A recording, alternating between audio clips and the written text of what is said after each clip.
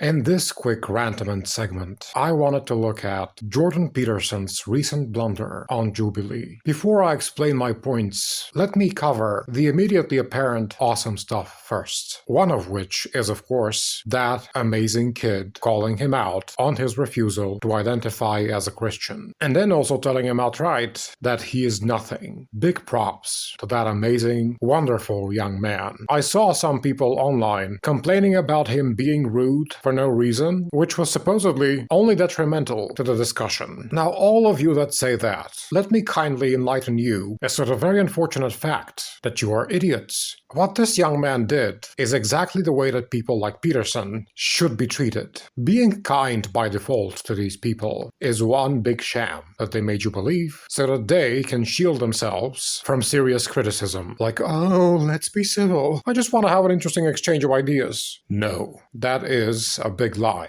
You have an obligation to be kind to people who do no one harm. And people like Jordan Peterson do harm on a mass scale. They are actively harmful to society. He is a part of the propaganda machine of the most vicious, oligarchic, corrupt swine that are currently making 90% of the planet miserable. Jordan Peterson does not deserve kindness. He deserves to be verbally defecated upon in exactly the way that this young man did. The second awesome thing to mention, or rather than awesome, maybe I should say pathetic, is how Jubilee apparently renamed the video 4 hours after the upload, from the original Christian versus 20 atheists to Jordan Peterson versus 20 atheists, removing the outward claim as to Peterson's Christianity. Now, my initial reaction to this was a loud laugh for like a minute straight, and then afterwards, I felt second-hand shame, because this is just, so pathetic. And I can't decide which is more pathetic of the two. The channel having to cover up Peterson's stupidity post-factum, or the fact that maybe it was Peterson himself who later on groveled to Jubilee to change the title. And all this because a child put me to shame. Me, the certified clinical doctor and professional Dostoevsky masturbator. Oh my god, just put me in my grave and bury me alive, because even the secondhand shame is making me suffocate.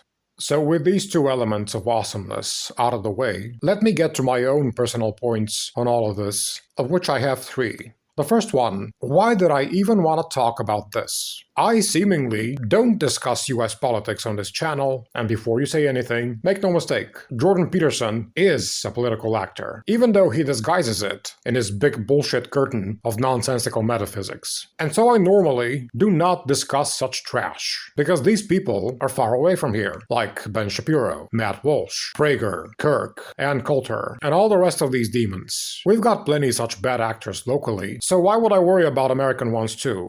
However, it's different with Jordan Peterson, because he came over. It's at this point maybe a couple of years ago, but he did come to the city, and he did fill up the largest audience hall with his fandom. And so I realized his reach has stretched over, not only culturally and online, but literally physically. He has crossed over an ocean to come here, to my home, to preach his poison. And so I feel completely okay publishing this on my channel. As Peterson spews his fecal matter on my home, so I will spew my own fecal matter back onto him. And despite the monumental difference in the quantity and reach of both of our respective loads of fecal matter, I will still splash my tiny bucket against Peterson's tsunami, just to feel that I have fulfilled my duty to my personal moral sense. So what were my own personal moments of note in the entire video? Well, the first one is when Peterson was proposed the hypothetical and frank scenario as a thought experiment, of which he promptly managed to come out looking like a moron. At which point, and here's where it gets interesting, he notes to the debater that they are just, quote, playing games and trying to back him into a corner, end quote.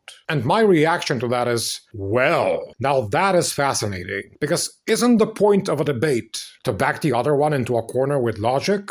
And also, isn't that the basis of your entire career and fame? Because you, quote-unquote, backed a reporter into a corner a decade ago. Didn't you then just play games with her? Haven't you been playing these exact games all this time? And for money? How did coming on top in a debate suddenly become just playing games? Is it maybe because this time you're not the one who won the argument? Would you have called it playing games if it was you who came out on top? Safe to say, I very much doubt that. But it's interesting to note how one becomes a snowflake victim once they start losing. And my second point of interest is where Peterson also kindly notes to a debater, who also dunked on him, by the way, quote, "You're very brave to do this." You see how the beaten-up lamb says to the pack of wolves, "You're very brave." He is a complete and utter loser, and yet he tries to have the final say in an attempt at passive-aggressive dominance. Even though the debater clearly had the upper hand, Jordan has to praise their bravery for having confronted him. Oh, as if Dr. Peterson is Jupiter Almighty on his throne of intellectual authority. Let me tell you, Professor Facial Expression of Constipation, it wasn't the young debaters who were brave in facing you. It was actually you who were exceedingly brave, albeit very stupidly, in facing them. You made a complete and utter fool of yourself, among what will generally count, in comparison to you, as a bunch of kids. And that's it from me for this segment. I just can't with this man. Can you imagine, once he gets home and away from the cameras, the immense pain he feels as he grinds his teeth and bites his tongue and pulls out his hair as he tries to get over such a titanic amount of shame. It really makes my stomach hurt. I can feel his anxiety gas from across the fucking ocean.